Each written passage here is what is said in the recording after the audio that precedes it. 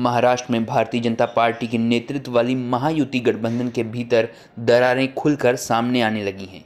महायुति के गठबंधन प्रदेश की स्थिरता और सशक्त नेतृत्व के नाम पर किया गया था, जिसमें बीजेपी अजीत पवार के नेतृत्व वाली राष्ट्रीय कांग्रेस पार्टी, एकनाथ शिंदे की शिवसेना और अन्य छोटे दल शामिल थे।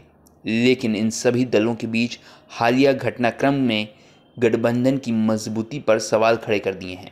बीजेपी और अजीत पवार की एनसीपी के बीच वैचारिक असमानता ने अब राजनीतिक तकरार का रूप ले लिया है। अजीत पवार और उनके दल के नेता बीजेपी की हिंदुत्व आधारित राजनीतियां और बयानों से असहज महसूस कर रहे हैं।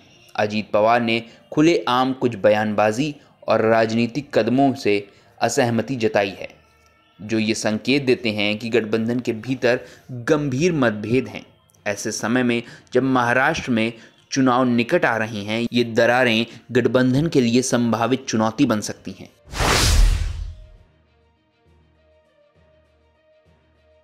महायुति गठबंधन में बीजेपी सबसे बड़ी और प्रमुख पार्टी है, जो महाराष्ट्र विधानसभा में 149 सीटों पर चुनाव लड़ रही है। इसके साथ ही शिवसेना के हिस्से में 81 सीटें आई हैं, जबकि अजीत पवार की एनसीपी में 59 सीटों पर चुनाव लड़ रही हैं। गठबंधन में अन्य छोटी पार्टियां जैसे आरपीआई, युवा स्वाभिमान पार्टी, राष्ट्रीय समाज पक्ष और जन स्वराज पक्ष को भी एक एक सीट दी गई है। बीजेपी अपने पुराने चुनावी रुख को अपनाते हुए महाराष्ट्र में हिंदुत्व के मुद्दे पर जोर दे रही है। उत्तर प्रदेश के मुख्यमंत्री योगी आदित्यनाथ ने महाराष्ट्र के संदर्भ में बटेंगे तो कटेंगे जैसे बयान दिए, जिससे विवाद की स्थिति उत्पन्न हो गई। अजीत पवार और उनके दल ने इस बयान से खुलकर किनारा किया और इसे महाराष्ट्र की सांस्कृतिक और सामाजिक अस्मिता के खिलाफ बताया। अजीत पवार ने स्पष्ट कहा कि महाराष्ट्र की राजनीति में इस प्रकार की बयानबाजी नहीं चलती और उन्हें इस रुख का समर्थन नहीं करना है।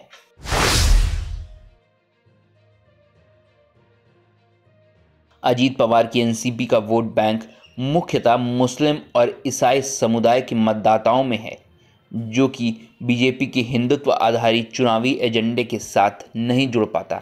बीजेपी का जोर हिंदू मतदाताओं को एकजुट करने पर है, जबकि अजीत पवार अपने समुदाय विशेष के वोट बैंक को बनाए रखने के लिए उनकी असहमति को सार्वजनिक कर रहे हैं।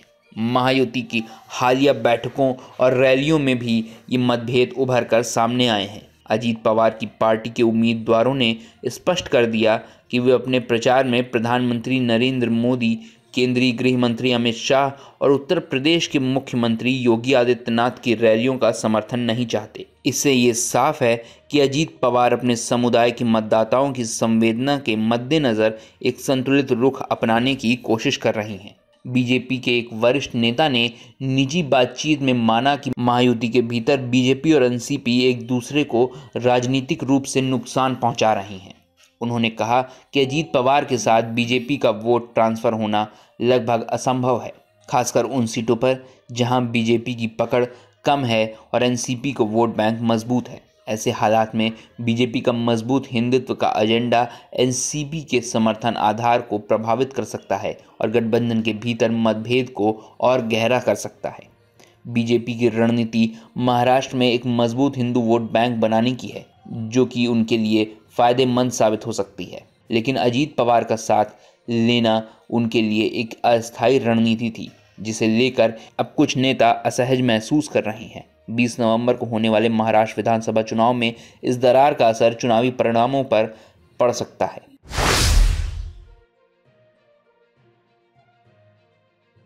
बीजेपी के नेताओं का मानना है कि अजीत पवार के लिए ये गठबंधन उनके राजनीतिक अस्तित्व को बचाने का सवाल बन गया है। जब बीजेपी ने अजीत पवार को महायुति में शामिल किया, तब परिस्थितियां अलग थीं। उस समय ये राजनीतिक गणना इस प्रकार की गई थी कि एनसीपी का समर्थन लेने से विपक्षी महाविकास अघाड़ी का वोट बैंक कमज़ोर हो सकता है। लेकिन अब ये समीकरण उलझता नजर आ रहा है। बीजेपी के नेताओं ने यह भी स्वीकार किया है कि महायुति की वर्तमान स्थिति उनके नियंत्रण से बाहर है और इसका प्रबंधन करने में कठिनाइयां हो रही हैं। इसके बावजूद वो अपने सीटों पर फोकस बनाए हुए हैं और अपने हिंदुत्व एजेंडे के साथ मजबूती से आगे बढ़ रहे हैं। बीजेपी के साथ अजीत पवार का जुड़ाव एक अस्थायी राजनीतिक साझेदारी के रूप में देखा जा रहा है। अजीत पवार के एनसीपी गठबंधन में शामिल होना बीजेपी के लिए एक रणनीतिक निर्णय था, लेकिन अब ये निर्णय बीजेपी के लिए बोझिल होता जा रहा है। अजीत पवार का जन आधार कांग्रेस और एनसीपी के मतदाताओं में, जिनमें कई ऐसे मतदाता हैं जो बीजेपी के कट्टर हिंदू के एजेंडे का विरोध करते हैं। बीजेपी नेताओं का मानना है कि महायुति में मौजूद पार्टियों को वोट का आपस में ट्रांसफर होना आसान नहीं है। अजीत पवार का वोट बैंक शरद पवार के पुराने समर्थकों का है, जो मुख्यतः मुस्लिम और ईसाई समुदाय के हैं।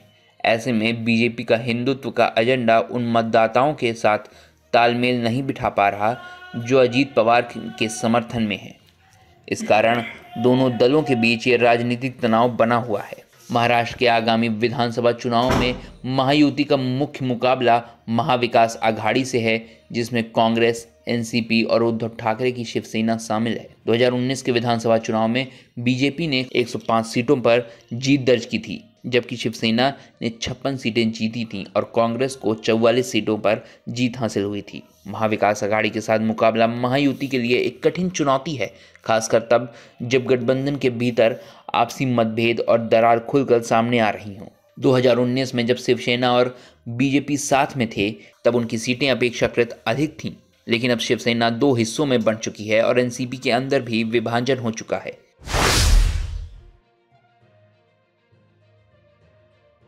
बीजेपी के एक वरिष्ठ नेता ने कहा कि अजीत पवार को महायुति में शामिल करना उस समय का राजनीतिक निर्णय था, लेकिन अब स्थिति बदल गई है और दोनों दलों को वोट बैंक भिन्न होने की वजह से गठबंधन के भीतर का समीकरण उलझ गया है।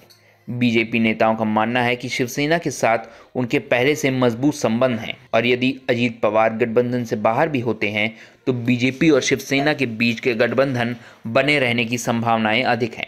बीजेपी के लिए प्राथमिकता अपने हिंदू मतदाताओं को एकजुट करने की है। अजीत पवार का समर्थन लेना बीजेपी के हिंदुत्व एजेंडे के अनुरूप नहीं है, क्योंकि अजीत पवार का समर्थन आधार मुस्लिम और ईसाई मतदाताओं में है। ऐसे में बीजेपी अपनी रणनीति पर कायम रहते हुए गठबंधन की संभावनाओं को लेकर अतिरिक्त सतर्कता बरत रही है। महायुति के भीतर उभरी हुई दरारें और विचारों की भिन्नता ये संकेत देती है कि गठबंधन का भविष्य संकट में है।